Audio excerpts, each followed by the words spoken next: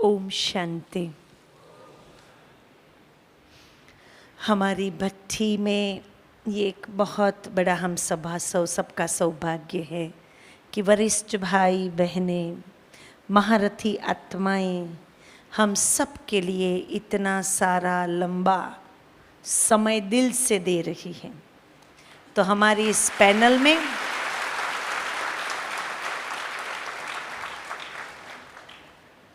आदरणीय आशा दीदी, आदरणीय शारदा बहन, आदरणीय राजू भाई एवं आदरणीय आतम भाई का हम स्वागत करते हैं।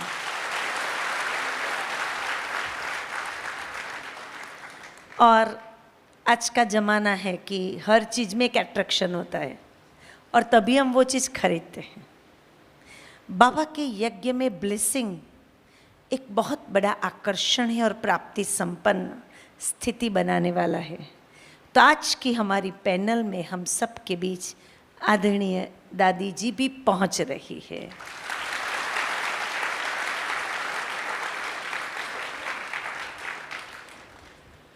तो शारदा बहन ने बहुत अच्छी बात आप सबको सुनाई थी।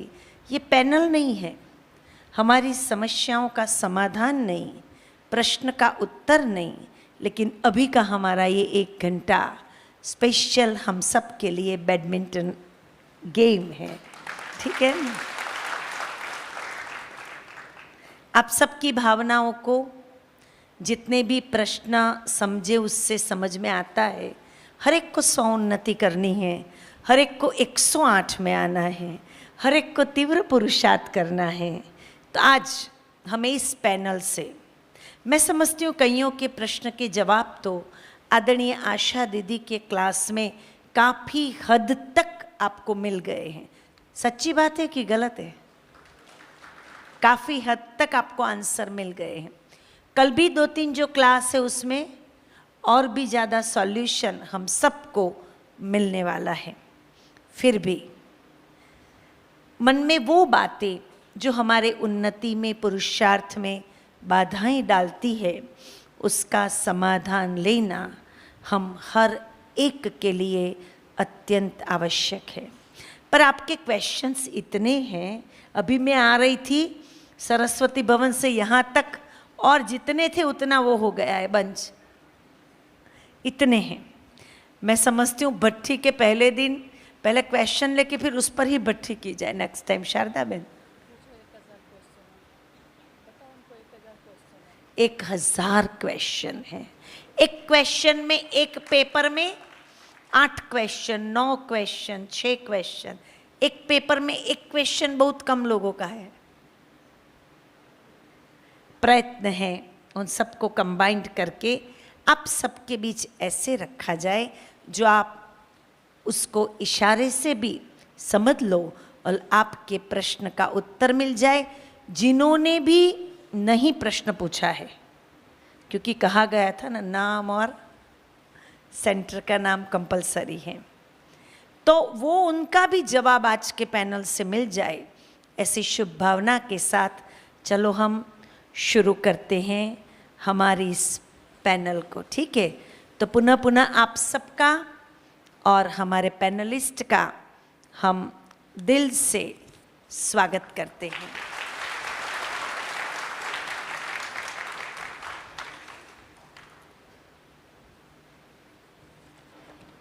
सबसे पहला क्वेश्चन हम आतम भाई से करते हैं। बहुत सारे कुमारों के, लगभग 33 से ऊपर कुमारों का ये सेम क्वेश्चन है और वो है अमृत वेला। अमृत वेला पावरफुल कैसे हो, सबका कंबाइन करके पूछ रही हूँ। हमारी दिनचर्या ऐसी है कि दिन में रेस्ट नहीं मिलता है, रात की नौकरी है, रात को 11 बजे तक भोजन बनाते रहते हैं, तो अमृत वेला नींद आती है, आलस्य आती है। महीने में 15 दिन अमृत वेला होता, 15 दिन नहीं होता है। तो अमृत वेले को पावरफुल कैसे बनाएं? आदरणीय आतम भाई जी। ओम शांति।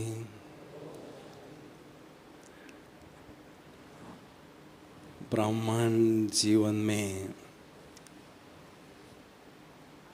अमृत वेले को एंजॉय करना और मुरली को एंजॉय करना, ये दो कला आगे बढ़ने के लिए बहुत आवश्यक हैं।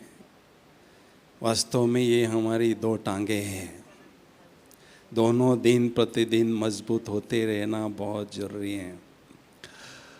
तो अमृत वेला अर्थात शक्तियोग रूपी अमृत प्राशन करने की वेला, अर्थात परमात्मा के पालना की वेला। तो सफल अमृत वेला करना बहुत आवश्यक है। तो सारे दिन भर में बहुत हम व्यस्त रहते हैं, लेकिन बीच बीच में थोड़ा सा जब हमें टाइम मिलता है, घड़ी दो घड़ी का, तो अशरीरी स्थिति की ड्रिल हम करते रहें और स्वयं को एनर्जाइज करते रहें ताकि थकावट न रहें। और विशेष सारा दिन भर में ईश्वरीय नशे का कवच पहन कर रखें ताकि माया का वार हमारे मन और बुद्धि पर न हो सकें। सारा दिन भर में मैं खुदाई किस्मतगार हूँ, इसी नशे में सेवा क्षेत्र में रहें तो उमंग उत्साह से हमारा जीवन बहुत भरपूर रहता है। और जैसे हम अमृत वेले उठते हैं उस समय ईश्वरीय नशा और नींद का नशा, इन दोनों का संघर्ष होता है। तो सबसे पहले हमें सफल अमृत वेले का जो गुह्य राज हैं, पहला संकल्प हमारा स्वमान का होना जरूरी है। चाहे कितना भी महत्वपूर्ण कार्य हो उसके बारे में हमें सोचना नहीं है। पहला संकल्प स्वमान का होगा तो मन बुद्धि हमारी बहुत हल्की फुल्की होती हैं, खुशी से नशे से भरपूर होती हैं, जो हमें परम धाम में बाबा के पास बिठाने का काम करती हैं। उसके बाद शक्तिशाली योगाभ्यास करने के लिए साधारण। आतम भाई, जब बुद्धि परम धाम जाती है तब तो नींद आना शुरू हो जाती है, आंखें बंद होना शुरू हो जाती है, तो क्या करें? देखो, सबसे पहले तो नींद को जीतने की युक्तियाँ आपको अपनानी होगी। मैं मधुबन में जब आया, शुरू में सारा दिन काम करता था, सवेरे से लेकर रात्रि तक किचन में हार्ड वर्क करता था। और हिस्ट्री हॉल में प्रकाश मणि दादी जी और दीदी मनमोहिनी जी योग कराते थे और मैं लास्ट में बैठ के सारा समय माया को नमस्कार ही करता था, सारा समय माया को सैल्यूट ही मारता था। तो मुझे लगता था दादी जी मेरे बारे में क्या सोचेगी, ये सारा समय यहाँ सोता ही रहता है, इससे तो अच्छा खटिया पर सो जाए ना, ये सारा नींद वाइब्रेशन का नींद का यहाँ क्लास में खराब करता है। मैंने कहा नहीं, कुछ भी हो मुझे नींद को जीतने की युक्तियाँ अपनानी हैं। पहली युक्ति है, हमें अमृत वेले जो योगाभ्यास पावरफुल करना है तो उसके लिए रात्रि को थोड़ा हल्का भोजन करना है, जल्दी भोजन करना है। दूसरी युक्ति है, जिस खटिया पर 4-5 घंटे नींद किया है उस खटिया पर बैठकर योगाभ्यास नहीं करना है, क्योंकि वहाँ की नींद के वाइब्रेशन होते हैं, वो हमें पुनः सुलाने का काम करते हैं, इसलिए वहाँ से हमें अलग होना है। पर हमारी नौकरी से ही हम रात को 11 बजे आएंगे तो जल्दी भोजन कैसे करेंगे? तो थोड़ा सा फिर भी हल्का लेना जरूरी है। लेट खाते हैं तो भी हल्का थोड़ा लेना जरूरी है। पर दिन में भी लंच बॉक्स और रात को भी हल्का, बॉडी क्या करेगी? राजू भाई जवाब दे। राजू भाई जवाब दे। राजू भाई बताओ।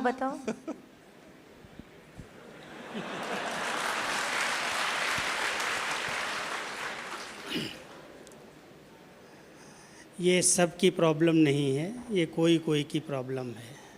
हमारी दादी जी हमको एक बात बहुत पक्का कराती थी, 10 तो बस, 10 के बाद जगना, अमृत वेले को डिस्टर्ब करना। इसलिए जितना हो सकता है सभी ये पक्का करो कि 10 बजे तक अपनी दिन की दिनचर्या को फुल स्टॉप करना है। कोई कोई को इमरजेंसी है, इसमें कितने लोग हैं जो 11 बजे के बाद तक काम करते हैं? काफ़ी हैं। तो है, प्रश्न भी बहुत है यही। आजकल इंटरनेट की माया है। नहीं, इंटरनेट की माया भी शायद नहीं, जॉब के टाइमिंग hours है, होते जॉब हैं। के टाइमिंग है, शिफ्ट ड्यूटी होगी, शिफ्ट ड्यूटी होगी। तो ऐसा है कि इसके लिए फिर आपको अपनी दिनचर्या को सेट तो करना पड़ेगा, क्योंकि शरीर को 5-6 घंटे नींद ज़रूरी है। अगर कोई कहे कि हम नींद ही नहीं करेंगे और हम दिन भर काम करेंगे, तो मैं समझता हूँ कब तक। अगर आपको रेस्ट नहीं मिलती है तो योग करके फिर 1 घंटा आधा घंटा सोना चाहिए, क्योंकि शरीर को पूरा व्यायाम, पूरी रेस्ट चाहिए। तो इसलिए हठ योग नहीं है। आप टाइम को सेट करो कि अमृत वेला बाबा ने 4 से 4:45 फिक्स किया है, वो हमें करना है। और शरीर को दिन में भी कोई भी समय निकाल करके 1 घंटा भी अगर आप रेस्ट देंगे तो मैं समझता हूँ अमृत वेला ठीक रहेगा। और साथ साथ एक ध्यान रखो, जितना अच्छा चिंतन है, केवल आप बीज रूप स्थिति में जाने का अभ्यास नहीं करो। बीज रूप की स्थिति में जब हम शांत स्वरूप स्थिति में बैठने का प्रयास करते हैं तो नींद ज़्यादा आती है। अच्छे अच्छे गीत बजाओ, अच्छा कुछ चिंतन लो, एक वरदान पढ़ लो। हमने ऐसे एक बहन पूछने लगी, भाई जी अमृत वेले जाते ही नींद आती, तो हमने कहा तुम पहले पहले जाके थोड़ी एक्सरसाइज किया करो, ड्रिल करो, बाहर एक्सरसाइज करके फ्रेश हो करके। और एक युक्ति है, कुछ थोड़ा सा मुँह में मीठा रख करके फिर योग करो तो सुस्ती इतनी जल्दी नहीं आती। स्थूल में भी कुछ विधियाँ अपनानी चाहिए। तो अगर हम लक्ष्य रखेंगे तो समय निकाल करके और अच्छा अमृत वेला कर सकते हैं। लेकिन अगर कोई अलबेला ही हो, कारण अलग चीज़ होते हैं, अलबेलापन अलग चीज़ होता है। तो अलबेलेपन की माया को बाबा जानता है, इसलिए ध्यान रखो हमारे पास 3 बातें नहीं होनी चाहिए। एक अलबेलापन, दूसरा आलस्य, तीसरा बहानेबाजी। बाकी कारण है तो उसके लिए अपना जो निवारण वो आप ही कर सकते हो। हर एक जहाँ समस्या है वहाँ समाधान है, जहाँ कोई कारण है वहाँ निवारण है। इसके लिए आप खुद को ही। पर दूसरा क्रॉस क्वेश्चन है, अलबेलेपन के संस्कार से बचे कैसे, ताकि अमृत वेले अलबेलापन न आए? उसका एक और भी कारण है। अलबेलापन आता है जब हम अपने से बड़ों को या दूसरों को देखते हैं, देखने की नज़र अलबेला बनाती है। या बाबा की ही मुरली की कोई ऐसी बातें जो हम ले लेते हैं कि पास तो 8 ही होंगे, बाकी सबको तो सजा ही खानी है, उसमें हम भी हैं। बाबा की बातों को, ड्रामा की बात को कई बार हम इस रूप से लेते हैं जिसको बाबा कहता है डनलप का तकिया। डनलप का तकिया लगाएंगे तो नींद तो आएगी ही। इसलिए दृढ़ता के साथ मुझे इसमें विजय प्राप्त करनी है, तो अलबेलापन दृढ़ता से ही समाप्त किया जा सकता है। थैंक यू राजू भाई। अभी हम यहाँ हमारे कुमारों के ग्रुप में कई सारे स्टूडेंट्स भी हैं जो पढ़ाई करते हैं, और आज कल परसों रोज़ कहा गया है कि हम गॉडली स्टूडेंट हैं, हम इंटरनेट के स्टूडेंट नहीं हैं, हम फेसबुक के स्टूडेंट नहीं। आज तो चंद्रिका दीदी ने कहा व्हाट्सएप को बंद कर दो। तो शारदाबेन, प्रश्न है कि हायर स्टडीज़ जब हम करते हैं तब वर्ल्डली नॉलेज की आवश्यकता रहती है, न्यूज़पेपर की आवश्यकता रहती है, टीवी के न्यूज़ की और जनरल नॉलेज की आवश्यकता रहती है, इंटरनेट से सर्च करना भी कहीं कुछ पड़ता है। तो हमें कहाँ तक इन सब चीज़ों का उपयोग करना चाहिए? फेसबुक, इंटरनेट, व्हाट्सएप, और हायर स्टडी के लिए वो चाहिए। तो क्या वर्ल्डली ये नॉलेज बढ़ाने से गॉडली नॉलेज में हम पीछे चले जाएंगे क्या? बहुत अच्छा प्रश्न है। आज का समय इंफॉर्मेशन टेक्नोलॉजी का समय है, और यहाँ तक कि आज स्कूल के बच्चों को भी 6th स्टैंडर्ड से, कहाँ 4th स्टैंडर्ड से कंप्यूटर से ही एजुकेशन दी जाती है। कहाँ तक फेसबुक का, इंटरनेट का, व्हाट्सएप का प्रयोग किया जाए, जितना हमारे लिए आवश्यक है, टू द पॉइंट। उसमें जो एक्सेस में चले जाते हैं वो हमारे लिए नुकसान कारक है। एजुकेशन पॉइंट ऑफ व्यू से हमको जो नॉलेज कलेक्ट करनी है, जहाँ नेट पर हमको जितना सर्च करना है उतना ही। उसके बाद अगर नेट के अंदर जाएंगे तो नेट के अंदर जाने से क्या होगा? क्या होगा? जाल में फंसेंगे और ये भी फिर माया जाल बन जाएगा। इसलिए समय को देखते हुए उसकी भी आवश्यकता है, उतना ही आप उसको यूज़ करें। बाकी गॉडली स्टूडेंट लाइफ और वर्ल्डली स्टूडेंट लाइफ दोनों का बैलेंस करें। बीच बीच में एक एक सेकंड, थोड़े थोड़े सेकंड्स, 1 मिनट का ब्रेक ले करके अपने माइंड को, अपने बुद्धि को चेक कर लें, कहीं रॉन्ग साइड पर तो नहीं जा रहा है। इसलिए आवश्यकता अनुसार उसका प्रयोग करेंगे तो नुकसान नहीं है। मर्यादा की लकीर को क्रॉस नहीं करें। कुमारों के जीवन में और विशेष जो कुमार स्वतंत्र रहते हैं और अच्छा बिजनेस या नौकरी करते हैं, उनके मन में अपने धन के आयोजन का प्रश्न साहजिक और स्वाभाविक रहता है। आप में से कई सारों ने ये क्वेश्चन पूछा है। हम आशा दीदी को पूछते हैं कि एक कुमार अपने धन का आयोजन कैसे करे।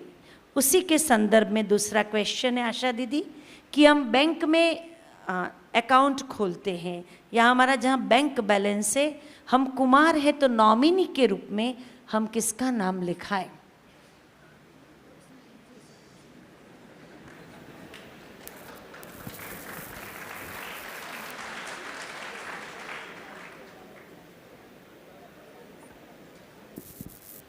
ओम शांति।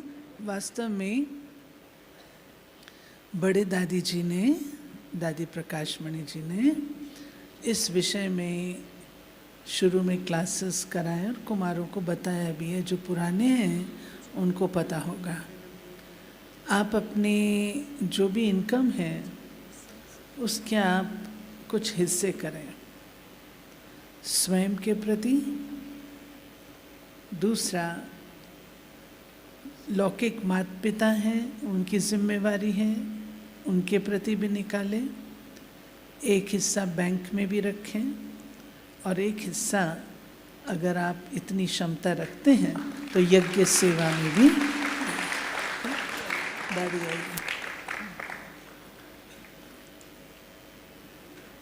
आइए दादी जी।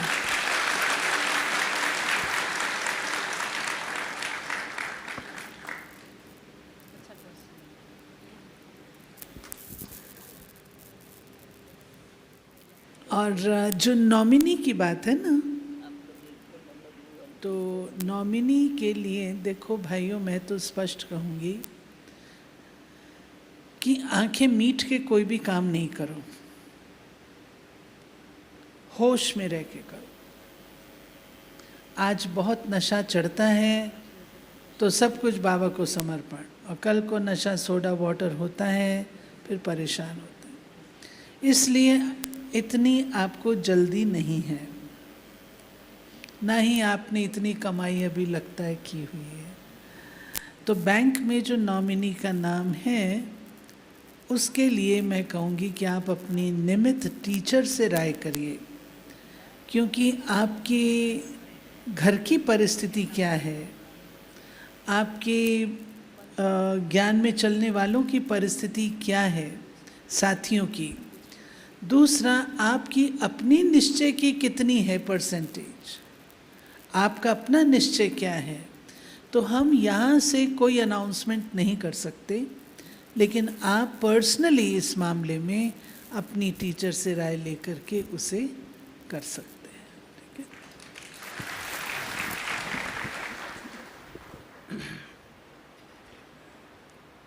बहुत अच्छी बात सुनाई न कि धन का प्रयोग हम कैसे करें और उसका आयोजन हम कैसे करें। एक बात इसमें मैं कहूँ, एक बात हमें ध्यान पर ये रखनी है अपने धन के विषय में। हम धन मेहनत से कमाते हैं, पेड़ से तो नहीं मिलता। खून पसीना लगाते हैं, अपना सर्वस्व, अपनी हेल्थ तक हम लगा देते हैं। इसलिए धन को वहाँ यूज़ करो जहाँ आपका सफल हो। अब कोई समझे मैं हॉस्पिटल, जो रिवाजी अपना हॉस्पिटल तो अलग चीज़ है, कोई दुनिया में कोई गरीब है उसको दे दूँ, वो स्कूल चला रहा है उसको दे दूँ, वहाँ बाढ़ आ गई वहाँ दे दूँ, वहाँ वो नहीं। इसमें राय लेकर के करो, हर बात में राय लो। आपके धन का सदुपयोग होना चाहिए, सीधी सी। पर आशा दीदी, कईयों ने ये भी पूछा है, अगर हमारी सेंटर इंचार्ज बहनें अपने लौकिक के लिए हमारे से धन मांगे तो हमें क्या करना चाहिए? मैं तो समझती हूँ ये तो राइट बात नहीं है, बिल्कुल राइट नहीं है। अगर टीचर इंचार्ज अपने लौकिक के लिए धन मांगे, क्यों? आपका हिसाब किताब बन जाएगा, याद रखना। एक नया कर्म बंधन तैयार हो जाएगा। इसलिए ये तो राइट बात मुझे तो नहीं लगती है, और आपको इस बात में थोड़ा स्ट्रिक्ट भी रहना है। जो सेवा है, सेवा में दिल खोल के करो, दिल खोल के करो, कर सकते हो तो। नहीं तो तन से भी तो हम सेवा करके अपना भाग्य बनाते हैं ना। लेकिन मैं तो इस फेवर में 1% भी नहीं हूँ। पर नहीं देते हैं तो टीचर हमारे साथ व्यवहार ठीक नहीं रखती है। ओके ओके ओके, ना करें। आपके अंदर इतनी पावर होनी चाहिए क्योंकि आप राइट पथ पर हैं। और जो राइचियस व्यक्ति होता है वो डरता घबराता नहीं है। राइट, आपको वहां से प्यार नहीं मिलेगा, मुरली तो मिलेगी, मुरली के लिए तो ना नहीं कर सकती। पर कईयों ने कहा है 2 साल से सिर्फ मुरली सुनने का अधिकार है, बाकी कोई सेवा हमें नहीं मिल रही है। मैं मानती हूँ ये बात होती होगी, लेकिन ऐसे पर फिर आप बड़ों को संपर्क करो मधुबन में। यहाँ पर आप आके अपने आप को रिफ्रेश करो, सेवा यहाँ से लो, सेवा करो। यहाँ पर भी सेवा कर सकते हो, लेकिन राय लेकर के, बड़ों की राय से करो। ठीक है, अपने आप को उदास किसी कीमत पर नहीं करो। हम क्यों हुए उदास? स्टडी करो, गीत गाओ, डांस करो, मौज करो, उदास क्यों हो? बाकी ये बातें होती हैं, ये राइट है। मैं आपकी बात से 100% सहमत हूँ, ऐसा होता है। लेकिन आप इससे ऊपर उठ जाओ।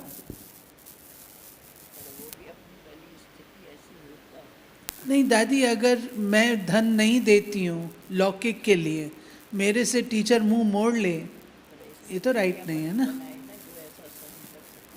हाँ, अपनी स्थिति, दादी जी का कहना है कि अपनी स्थिति ऐसी बनाओ जो सहन कर सको। दादी जवाब न दे तो ज़्यादा अच्छा है, शांत रहे और अपने आप पर काम करें। देखिए, सेवा के लिए हजारों माध्यम हैं। आज मनसा सेवा कर सकते हैं आप, कितने सारे आजकल तो इंटरनेट के द्वारा आप कितनी सेवा कर सकते हो। सेवा की कोई कमी नहीं है, कोई कमी नहीं है, जितनी मर्जी चाहे कर सकते हो। हमसे होशियार हो आप लोग। तो इस बहुत बहुत थैंक्स आशा दीदी। हम राजू भाई से पूछते हैं 50% भाइयों के जो क्वेश्चन है उसको थोड़ा समराइज किया हुआ है। भोजन की व्यवस्था में कुमारों को किन किन बातों का ध्यान रखना चाहिए? नंबर 1, माता पिता नहीं हैं, नौकरी ऐसी है कि समय नहीं मिलता है तो भाभी के हाथ का खाना पड़ता है।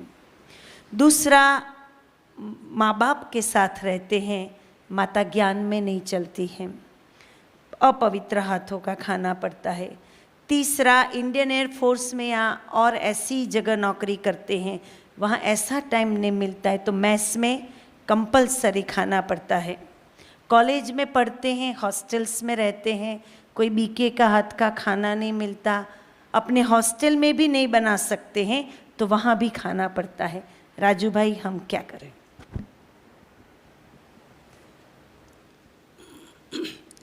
इसका उत्तर एक दिन बाबा ने मुरली में बहुत अच्छा दिया था। पूछोगे तो कहेंगे भले खाओ।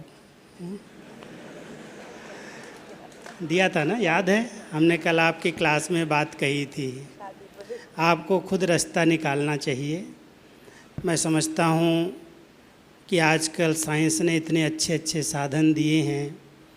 एक बात शायद आपको ही मैंने कही थी कि आप स्नान करने जाते हो, आपका आधा घंटे में कुकर आपके लिए दाल चावल दे सकता है बना के। अगर आप दृढ़ हैं, पक्के हैं, तो अपने इस नियम को पालन कर सकते हैं। कहीं कहीं इमरजेंसी, जैसे एयरफोर्स की बात है, मिलिट्री की बात है, अगर आप भोजन बनाने वाले की पर्सनल सेवा करो तो आपको बिना लहसुन प्याज का सात्विक भोजन दे सकते हैं। कईयों ने ऐसा किया है। कहीं कहीं खाना ही पड़ता है तो आप अपने युक्ति से उनसे मुक्ति ले सकते हो। लेकिन जितना हो सकता है, अगर आपने किसी भिखारी के हाथ का खाया तो मन के ऊपर तो असर आएगा ही। इसलिए बाबा हम बच्चों को दृढ़ता से कहता है, जहाँ चाह है वहाँ राह है। अगर आपकी चाहना है कि मुझे नहीं खाना है तो आपको कोई नहीं रोक सकता है, आप अपनी राह निकाल सकते हो। आपको खुद ही निकालनी पड़ेगी। सब जगह निकल सकती है लेकिन दृढ़ता जरूरी है। शारदा बहन, आप इसमें क्या कहना चाहेगी? सबसे सहज फ्रूट मिल जाता है, दूध मिलता है, जूस मिलते हैं और सीरियल्स हैं। दूध में डालो, खा लो, प्रभु के गुण गा लो। आत्म, हाँ आशा दीदी।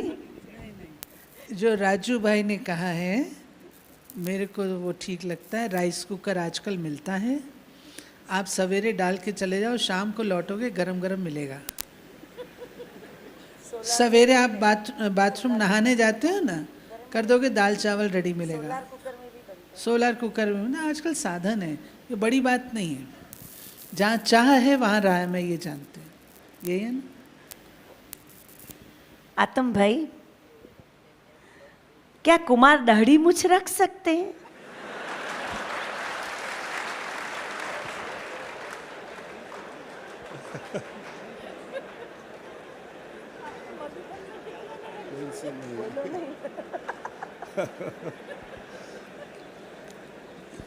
ओम शांति।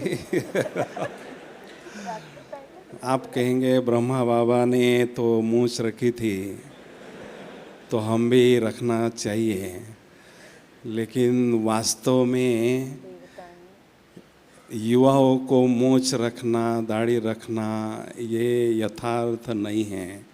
ये देह अभिमान की निशानियां हैं।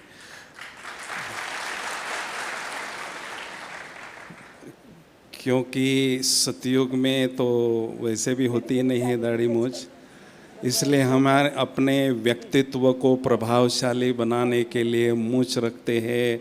दाढ़ी तो खैर कोई रखता नहीं है, रखता है तो वो बहुत कोई ऐसा 100 में से एक आधा, हज़ारों में से एक आधा होता है।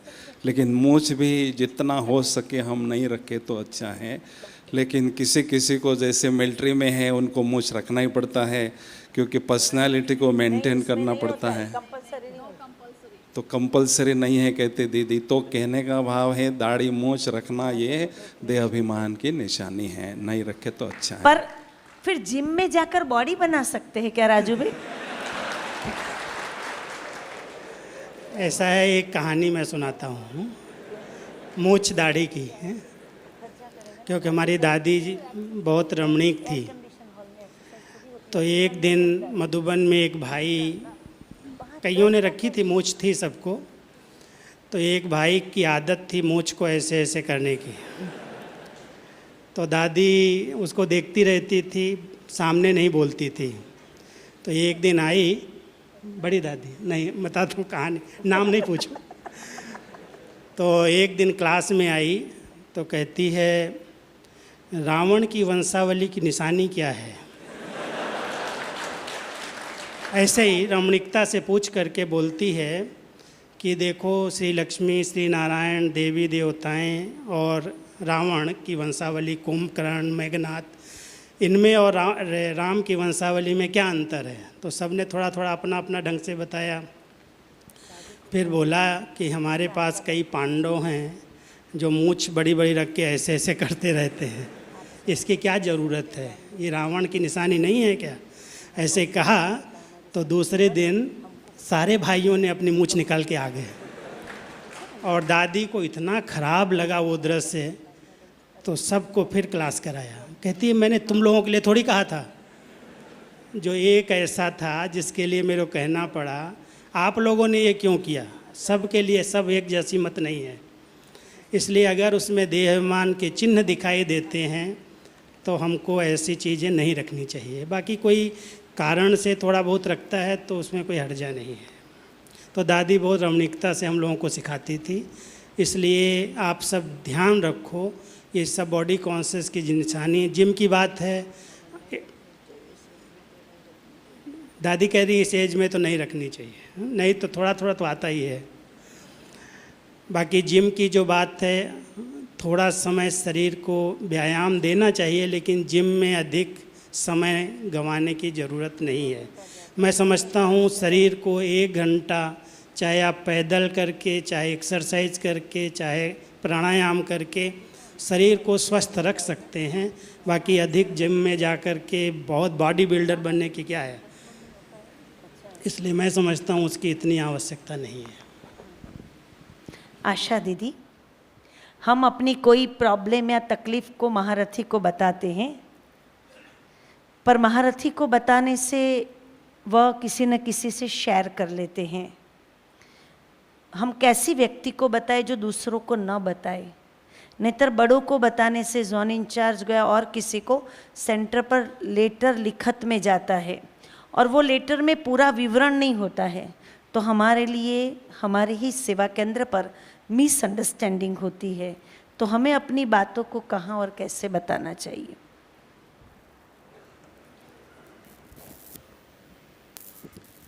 बताना तो निमित्त को ही चाहिए, लेकिन निमित्त बहन को आप कॉन्फिडेंस में लें और उन्हें कहें कि दीदी ये बात मैं आपको ही बता रहा हूँ, तो ये बात कहीं और आप किसी को शेयर ना करें। कॉन्फिडेंस में लीजिए। लेकिन अगर आपको ऐसा अनुभव होता है कि आपके कहने के बाद भी वो आपका मसला नहीं सुधर रहा, तो फिर आप, मैं सोचती हूँ बड़े बैठे हैं, कभी मौका मिले तो बड़ों से शेयर करो, क्योंकि आपकी बात ठीक है। अगर डिटेल ऐसी सेंटर पर जाती है तो पूरी बात बैकग्राउंड न पता होने से दूसरी टीचर का व्यवहार आपसे बदल सकता है। तो निमित्त को बताओ, फेथ रख करके उनको भी बोलो, दीदी इसको किसी के साथ शेयर ना करें। और अगर आप समझते हो कि बहुत ही ऐसी कोई बात है तो विशेष रूप से आप आकर के बड़ों से राय ले सकते हैं। क्या करें? ऐसी बात जिसके कारण आपकी स्थिति डगमगा रही है, कोई इमरजेंसी है, तो बड़ों से, नहीं तो बड़ों के आगे भी क्यू लगाना तो अच्छी बात नहीं है ना। वैसे तो ज्ञान के आधार से बाबा ने सब बातें इतनी स्पष्ट कर दी हैं जो कि हम लोग कर सकते हैं, है ना। ज्ञान के आधार से बाबा ने, मैं सोचती हूँ दादी स्वयं इस बात का उत्तर दें।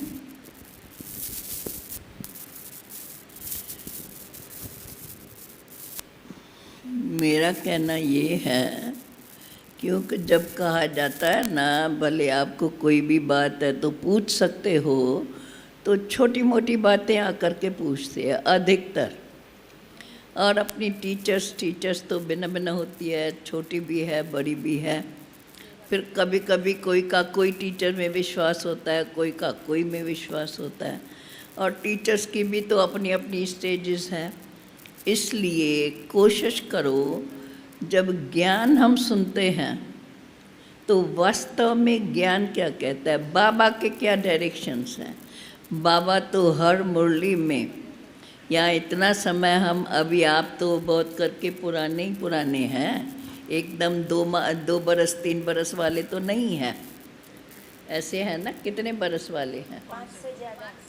5 से ऊपर वाले।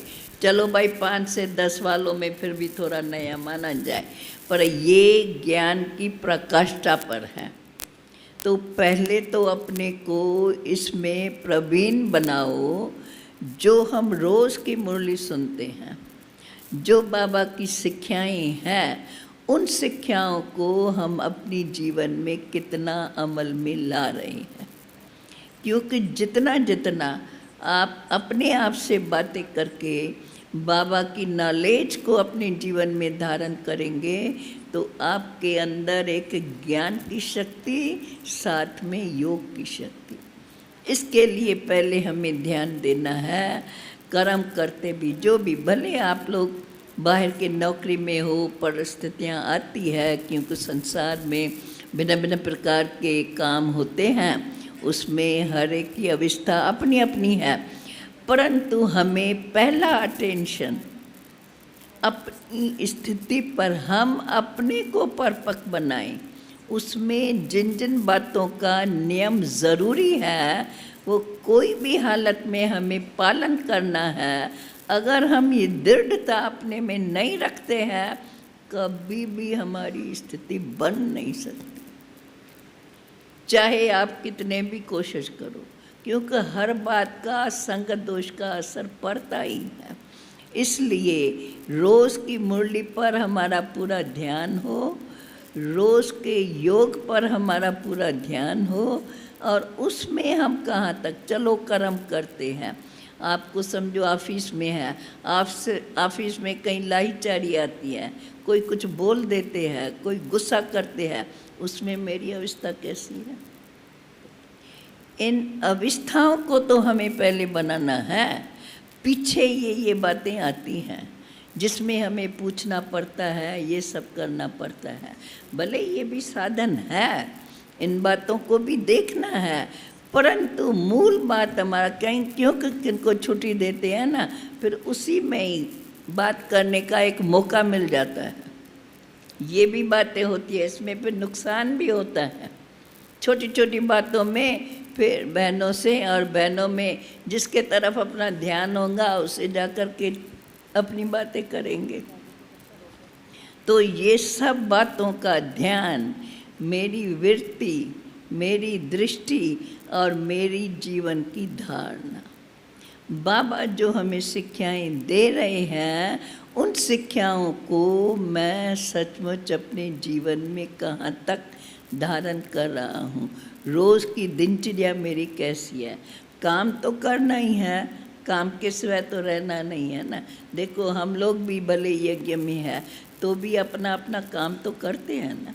यहाँ भी तो भिन्न भिन्न प्रकार के कार्य हैं ना, तो वो सब कार्य हर एक को अपना करना है। उसमें मुझे पहले तो अपनी परिपक्व अवस्था पर ध्यान देना है।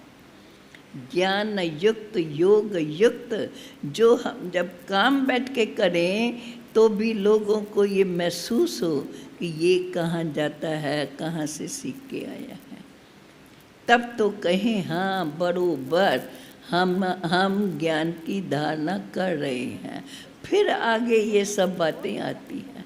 बाकी जो सॉल्यूशन आपने पूछा वो तो आपको उसका समाधान तो बताया गया है, लेकिन इन सब बातों के होते भी मूल बात हमको इस बात का ध्यान रखना।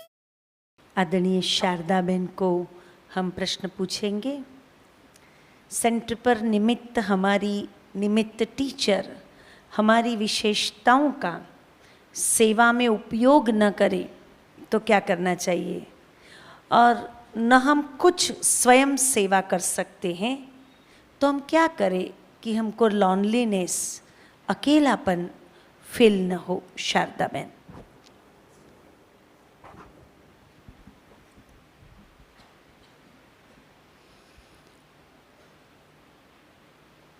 हजार भुजाओं वाला बाबा मेरा साथी है, खुदा दोस्त है। बाबा से सर्व संबंध है। केवल सेवा ही मेरा साथी नहीं है कि स्थूल सेवा मिले या बहनें मुझे सेवा दें। सेवा का बहुत बड़ा विस्तार है। आप कहीं भी पब्लिक प्लेस पर चले जाएं, प्रदर्शनी का छोटा कार्ड है, बुकलेट है, कुछ अपनी छोटी छोटी शिव संदेश की बुक्स है, उसको डिस्ट्रीब्यूट करें। गार्डन्स में चले जाएं, हॉस्पिटल्स में चले जाएं, वहाँ वो छोटे चित्र लेकर के समझाएं। वाचा की सेवा कर सकते। मनसा सेवा बाबा ने हम सभी को बिजी रखने के लिए बहुत अच्छी दी है। अकेलापन तब फील होता है जब बाबा से सर्व संबंधों का संबंध का अनुभव और उस संबंध से जो प्राप्ति है, संबंधों का जो रस है, वो अनुभव नहीं किया हुआ है, तब अकेलापन महसूस होता है। बाबा के बहुत अच्छे अच्छे गीत लगा करके बैठो, मुरली वाले बाबा के गीत सुनो। सारा दिन जो अमृत वेले मुरली क्लास में बाबा के महावाक्य सुने, उस पर चिंतन करें, मनन करें, कभी अकेलापन नहीं रहेगा। अपने आप को बिजी करो। खाली मन है तो शैतान का घर है, लेकिन एक एक संबंध बाबा से, उस संबंध से क्या प्राप्ति है वो अनुभव करो। रोज बाबा को पत्र लिखो, रोज पत्र लिखो। देखो बाबा आपको उसके आंसर्स टच करेंगे। आपको कभी अकेलापन नहीं लगेगा। हर सेकंड महसूस करें बाबा मेरे साथ ही साथ है, बाबा मेरे कंधों पर है। हर कदम बाबा के साथ चल रही हूँ, बाबा की छत्र छाया में हूँ, तो वो महसूस नहीं होने देगा। अगर मैंने सच्चाई से, सच्चे दिल से बाबा को अपनाया है, बाबा का बना हूँ, तो अकेलापन लगे हो ही नहीं सकता है, असंभव है।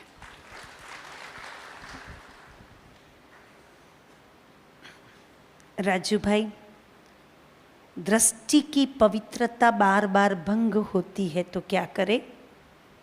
और बिकारी वीडियो देखने का बार बार मन होता है तो क्या करें?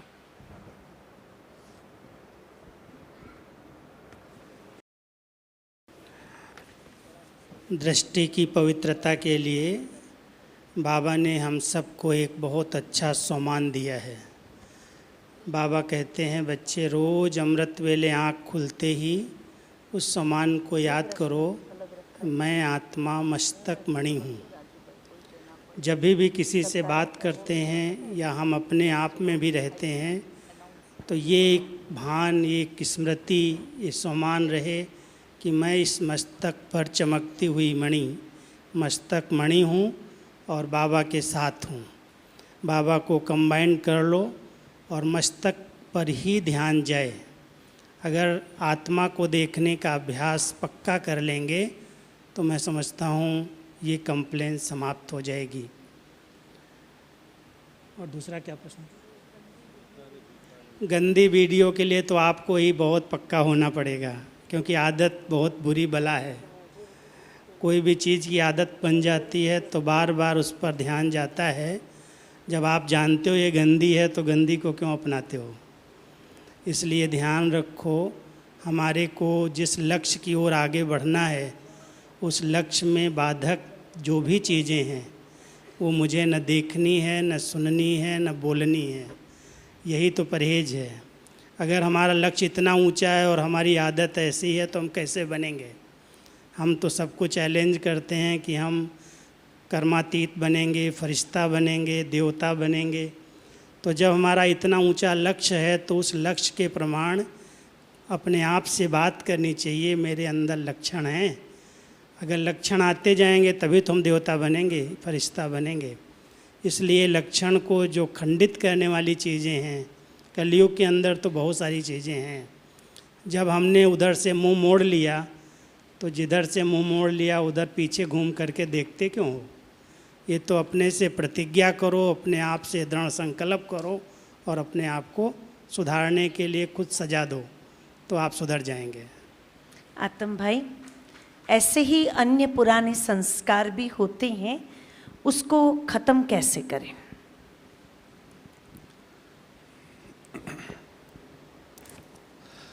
विकारों की उत्पत्ति देह अभिमान से होती है और दिव्य गुणों की उत्पत्ति आत्म अभिमान से होती है।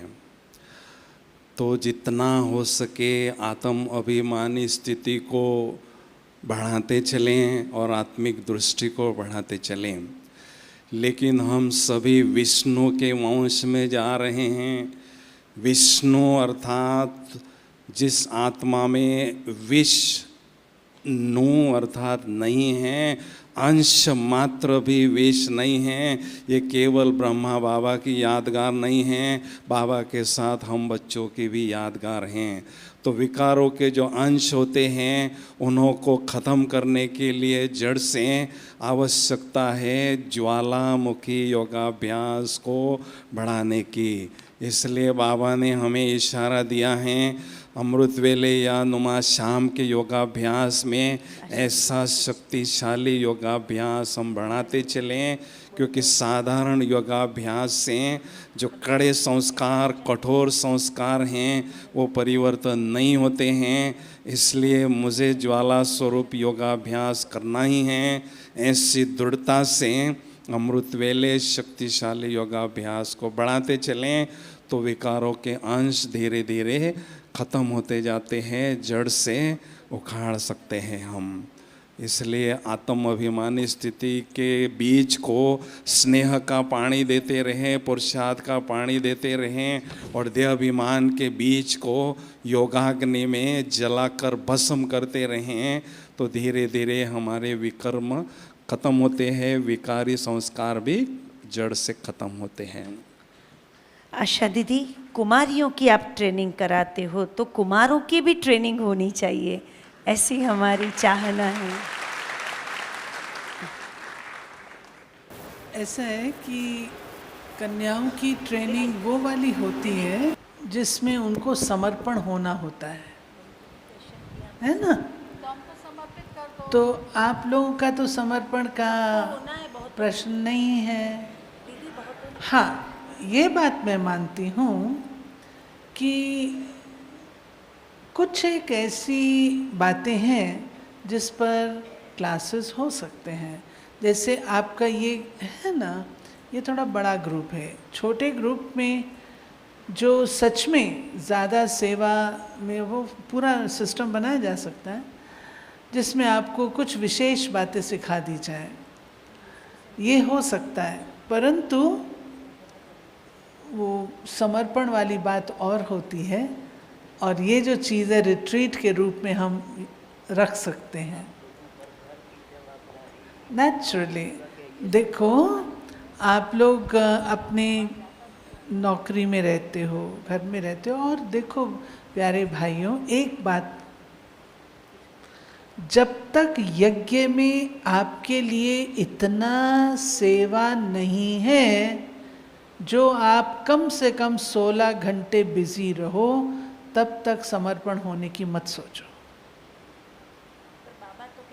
आपने अपनी लाइफ को सफल करना है, सफल करना है ना। सफल जरूरी नहीं समर्पण से होता है। आप अपने अपने स्थानों पे रह के अपने लौकिक के भी करो, अलौकिक भी करो, उसमें आपको डबल फायदा है और होना भी यही चाहिए। कल हमसे पूछा था कि आपके पास पैसा कहाँ से आता है, तो हम उनको क्या जवाब देते हैं कि हमारे जैसे लोग तो 2% भी नहीं है, 98% लोग वर्किंग हैं। आप सब वर्किंग है ना, तो आपकी जो भट्ठी होती है इसको एक्सटेंड करें, छोटे ग्रुप में करें, वो हो सकता है जिसमें आपको और बातें भी बताई जा सकें। लेकिन समर्पण होने की तब तक मत सोचो जब तक आपके लिए इतनी सेवा ना हो। नहीं तो देखो, थोड़ी सी सेवा की, फिर इधर उधर गए, घूमे फिरे, वो तो आप नहीं चाहते हो ना। आरामदायक लाइफ तो नहीं चाहते हो ना। आप तो चाहते हो कि हम अपनी लाइफ का कण कण सफल करें। उसके लिए डबल कर रहे हो तो करो। जब आपकी इतनी आवश्यकता यज्ञ महसूस करेगा तो आपको इनकरेज किया जाएगा। हाँ, लौकिक जिम्मेवारियां हैं ना आपकी। जब तक वो जिम्मेवारियां आप संपन्न नहीं करेंगे तो यहाँ आने के बाद भी फिर वो खींचती रहेंगी, तो उसका फायदा नहीं है। इसलिए बैलेंस्ड लाइफ जियो, दोनों तरफ का बैलेंस रखते हुए जियो, ये आपके लिए अच्छा है। इसमें आपकी स्पीड भी तेज होगी और स्वयं पर अटेंशन भी रहेगा। ठीक है, समर्पण जीवन इतनी सरल जीवन नहीं है। फिर देखो बाद में आके सोचो इससे तो मैं नौकरी करता तो अच्छा था, वो अच्छा नहीं है ना। तो बैलेंस लाइफ में रहना अच्छा है, और जब आपकी ज़रूरत होगी तो आपको बुलाया जाएगा।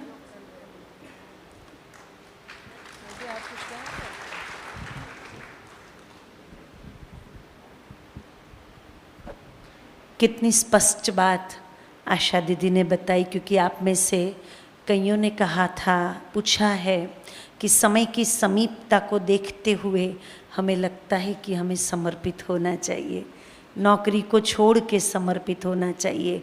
तो नौकरी करने में क्या सेवा है? मैं समझती हूँ कि आशा दीदी के आंसर से आप सबको आपके प्रश्न का भी उत्तर मिल गया होगा। आपके कई प्रश्न ऐसे हैं जो सेवा केंद्र, एक सेवा केंद्र का दूसरे सेवा केंद्र के साथ, अपनी इंचार्ज बहन के साथ, छोटी बहनों के कनेक्शन के साथ, नाम रूप की बीमारी के साथ, ऐसे कई क्वेश्चन हैं। कल एक स्पेशल क्लास इस बात की चर्चा होने वाली है, इसलिए ये क्वेश्चन अभी हम उस लेवल पे या पैनल को नहीं पूछते हैं। मैं समझती हूँ कल शाम तक वो सभी प्रश्नों का जवाब आपको नियम मर्यादा में मिल ही जाएगा। हम राजू भाई से क्वेश्चन पूछते हैं, बाबा से जिगरी प्यार बढ़े कैसे, ताकि और सब बातों से बुद्धि हट जाए। बहुत अच्छा प्रश्न है और इसी की आवश्यकता है। अगर बाबा से जिगरी प्यार हो गया ना तो ये सारी प्रॉब्लम हल हो जाएंगी। लेकिन प्यार जुड़ने का आधार है बाबा से जो इतनी प्राप्तियां हुई हैं, बाबा ने जो हम सबको कीचड़े से निकाला है। कहाँ से निकाला है? कलयुग के कीचड़े से निकाल करके अपनी स्वच्छ गोदी में बिठाया है, अपना बनाया है, प्यार से पालना कर रहा है, इतना ऊंचा ज्ञान का खजाना दे रहा है, इतनी श्रेष्ठ श्रीमत दे रहा है जो कलयुग में किसी को प्राप्त नहीं है। हमारी गुलजार दादी एक बड़ा अच्छा शब्द बोलती हैं कि हम लोगों को जो पालना मिली है ना, राजाओं को भी ऐसी पालना नहीं मिलती, राजकुमारों को भी ऐसी पालना नहीं मिलती। तो आप अपने भाग्य का चिंतन करो। भगवान ने आपको अपना बनाया है, इतनी अच्छी प्राप्तियां हो रही हैं, इतना प्यार से बाबा बच्चे बच्चे कह कर के सब प्रकार के श्रीमत डायरेक्शंस दे रहा है। अगर इसके नशे और खुशी में रहो तो मैं समझता हूँ बाबा से इतना प्यार, जिगरी प्यार हो जाएगा कि बाबा आपने मुझे कहाँ से कहाँ बिठाया, क्या से क्या बनाया, क्या था और क्या बन गया, खान पान रहन सहन सब कुछ बाबा ने हमारी चेंज की है। तो बाबा के प्रति दिल का प्यार तो उमड़ना ही चाहिए। है आप सबका कि नहीं है? है ना? हाँ। तो बाबा के प्यार में समाना सीखो। बाबा तो कहता प्यार में आंसू आ जाने चाहिए कि इतना बाबा ने हम सबको दिया है जिगरी, हम तो अपनी लाइफ को जब देखते हैं ना कि कहाँ से बाबा ने निकाला है। कई बार मैं अपना अनुभव सुनाता हूँ कि आज भी हमारे गांव में लाइट नहीं है। ऐसे छोटे से गांव से, ऐसे स्थान से चुन करके निकाला है, तो बाबा के प्रति प्यार नहीं उमड़ेगा क्या? तो आप सभी भी जो ऐसी सुंदर लाइफ बाबा ने बनाई है, अनेक व्यसनों से, बुराइयों से, अनेक नकारात्मक चिंतन से हम सबको छुड़ाया है। तो इसलिए बाबा का दिल से शुक्रिया मानो। यही प्यार को इमर्ज करने की, प्यार में समाने की विधि है। अभी हम मीठी प्यारी दादी जी से पूछेंगे। बहुत अच्छा प्रश्न है, दादियों के जीवन से जुड़ा हुआ प्रश्न है। दादी जी, हम सर्व को संतुष्ट कैसे कर सके और ऐसा कौन सा पुरुषार्थ करें कि चढ़ती कला का हमें अनुभव हो? मैं समझती हूँ पहली बात तो यह अच्छी है कि हम चढ़ती कला का अनुभव करें। सर्व को संतुष्ट, आप लोगों का हर एक का लौकिक परिवार तो छोटा सा परिवार है, कोई इतना बड़ा परिवार नहीं, और उसमें बचपन से पले हो, छोटे हैं, माँ बाप का प्यार लेके चले हो। माँ बाप की कुछ फर्जदाइयाँ होती है बच्चों के लिए। जो बच्चा बड़ा होता है, कमाई वाला होता है, तो माँ बाप की कुछ आशाएं रहती हैं। वो तो दुनियादारी के अनुसार समझ करके उसमें आपको चलना है, जो आपको आगे के प्रश्नों में बताया गया है। परंतु अगर आप अपने में ये ध्यान रखते हैं, क्योंकि बाबा हमारा मुरली पर ध्यान बहुत खिंचवाता है। अपने आप से पूछो, चलो क्लास में जाते, रेगुलर क्लास में जाते हैं, पहले तो अपना ये चार्ट देखो।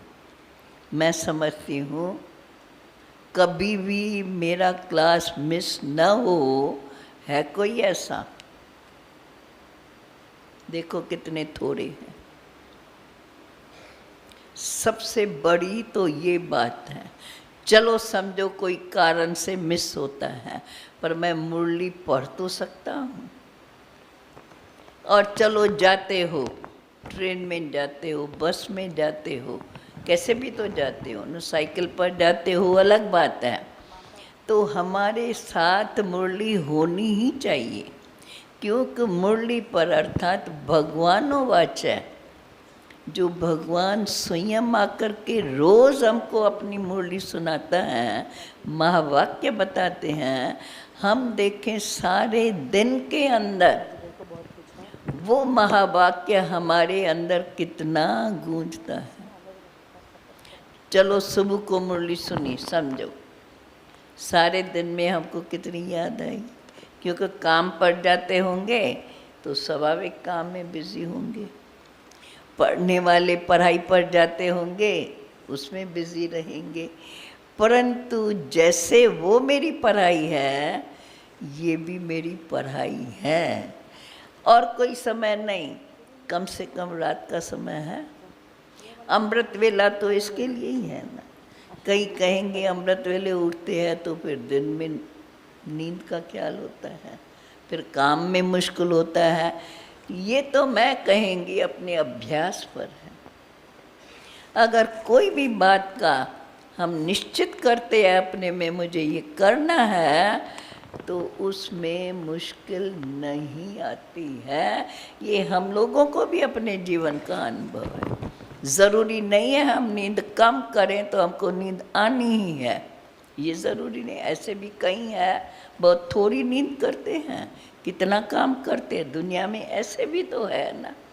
तो इन सब बातों का हमें अपने जीवन में ये ध्यान रखना है, कोई भी बात शरीरक मुझे खींचे नहीं।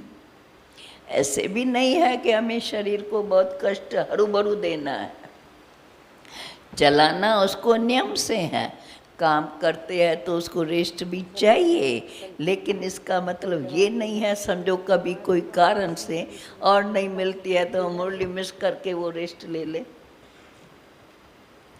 इन सब बातों का ध्यान, जितना हम काम को ध्यान देते हैं, नौकरी को, उतना हमको इस मुरली पर अर्थात बाबा के पढ़ाई पर भी ध्यान देना है, क्योंकि हमारे जीवन का परिवर्तन भगवानों वाच्य से होना है। और भगवान जो मुझे इतनी ऊंचे से ऊंची नाले देते हैं, पहले तो अपने आप से पूछो, दिल में ये अपने से सच्चे दिल से पूछ के देखो, तो सचमुच हमने इस बात को रियलाइज़ किया है, ये ज्ञान ऊंचे से ऊंचा है और ये हमारे लिए बहुत ज़रूरी है। इसके लिए हमारी जीवन बाबा जो, और बाबा के लिए, बाबा को चलो भगवान हमें अपना सारी सृष्टि चक्र के आदि मध्य अंत की नॉलेज दी है।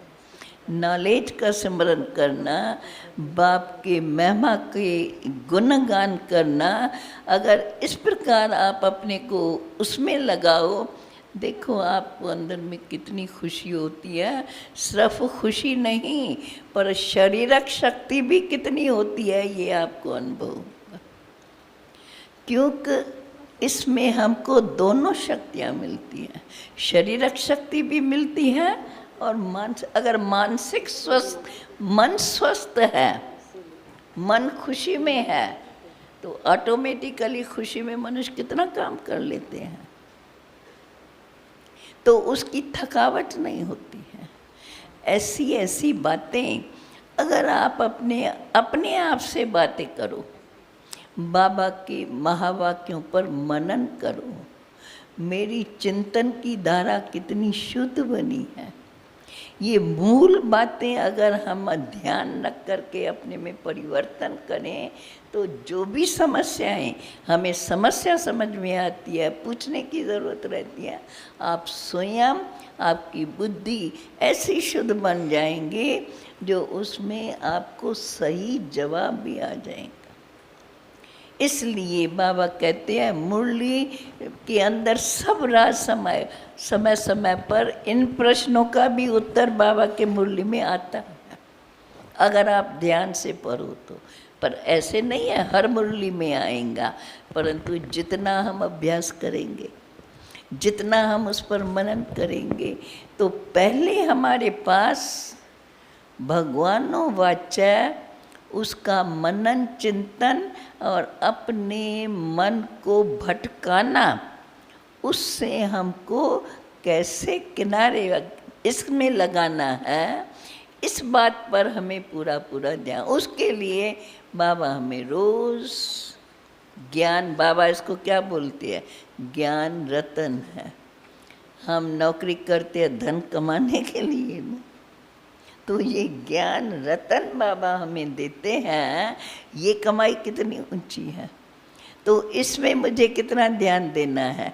लेकिन इस कहने का मेरा मतलब ये नहीं है कि उसमें इतना ध्यान नहीं दो, लेकिन उतना जितना उसमें देते हैं, कम से कम कुछ समय तो इसमें दें। उस पर हम पूरा ध्यान, इस पर खाली चलो मुरली पढ़ ली, काम के समय काम किया, पर उसमें कुछ पॉइंट्स तो हम ध्यान पे रखकर चलते फिरते तो हम उस पर सोच सकते हैं। चिंतन करने का तो कितना मन, वैसे कहते हो मन भागता रहता है, हम योग लगाते हैं उसमें भी मन भागता है। योग के समय भी मन अपना काम करता है, तो अगर मन हमारा एकाग्र है तो काम के समय ये एकाग्रता का काम एक को याद नहीं कर सकता है। ऐसे अपने से बातें करो तो देखो कितने स्वयं की अवस्था अच्छी बन सकती हैं। जितना हम भगवानों वाच्य अर्थात बाप के महानताओं को हम जितना मानते, जानते, पहचानते जाएंगे और जितना अपना मानेंगे, उतना हमारे अंदर शक्ति बढ़ेंगी, और जब शक्तिशाली बन जाते हैं तो हर बात का सॉल्यूशन स्वयं भी दे सकते हैं, और कहाँ कहाँ राय लेनी है तो ले भी सकते हैं। इसलिए सदा इस बात का ध्यान रहे। ओम शांति। ओम शांति। आज की हमारी ये पैनल आदरणीय दादी जी, आशा दीदी, शारदा बहन, राजू भाई, आतम भाई, इन सब को हम दिल से बहुत बहुत धन्यवाद करते हैं।